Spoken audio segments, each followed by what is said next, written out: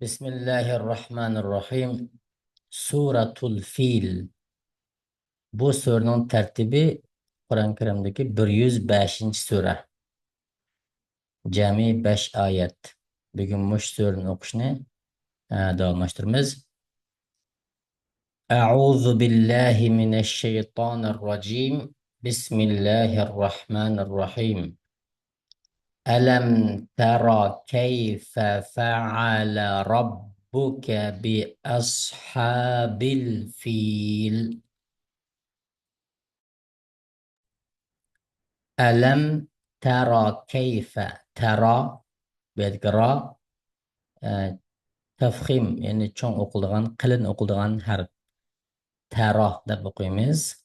Alam tara keyfe fa'ala rabbuka bu yerda yani bir tafxim harfi ra harfi var.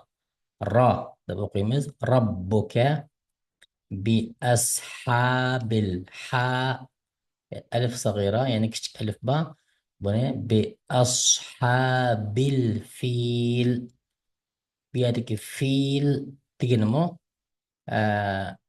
مادة جائز يعني إشكي توت ألت هارب مختار دا سوز بقصخ بلودو يعني بأصحاب الفيل ده بالأقولي ألم ترى كيف فعل ربك بأصحاب الفيل كينكسي ألم يجعل كيدهم في تضليل بهذا برنجزة دقت قلنا النقطة يجعل جيم حرفي بهذا قلقلة دايمز قلقلة دايمز مش حرفني bu sukun bosma buni xuddi kasraga o'xshash kasra deb demaymiz ammo o'qigan vaqtimizda yaj'al demay yaj'al deb mana o'qiymiz. Ya'ni jim harfini sukundek emas balki azroq titrtib o'qiymiz.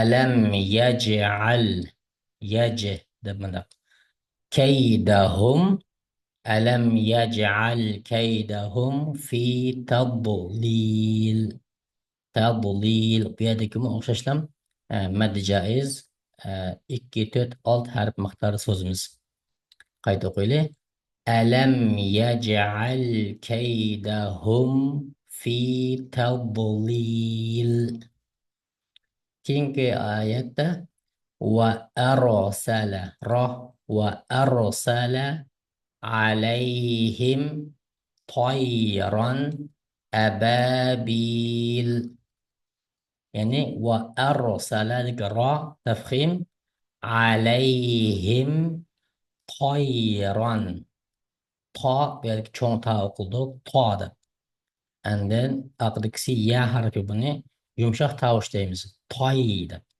طيرا أبابيل bu ilaqa bi o'xshashmi o'xshashlar yana mad jaiz qayta o'qiylik va arsala alayhim tayran ababil keyingi oyat tarmihim bihijaratin min sijil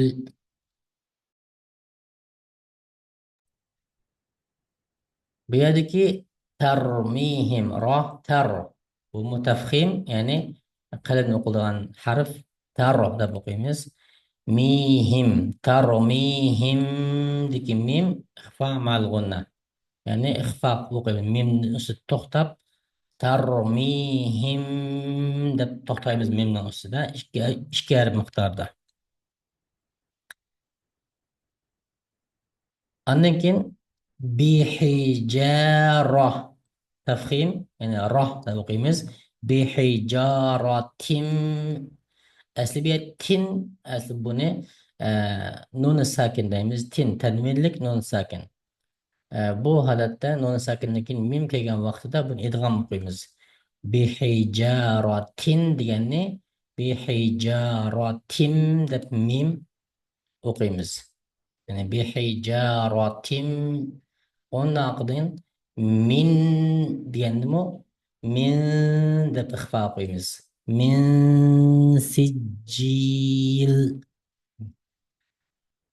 هاي تقولي ترميهم بحجارة من سجيل آخر آية فجعلهم كعصف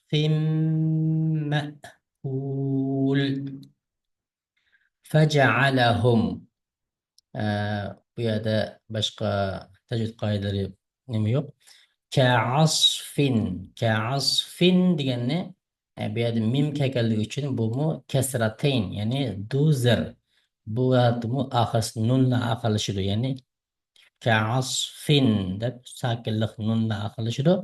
Bu holatda aqdin mim kelganda buni o'xshashlam ka'asfin degan nunni mimga idg'am, ya'ni yigizitimiz.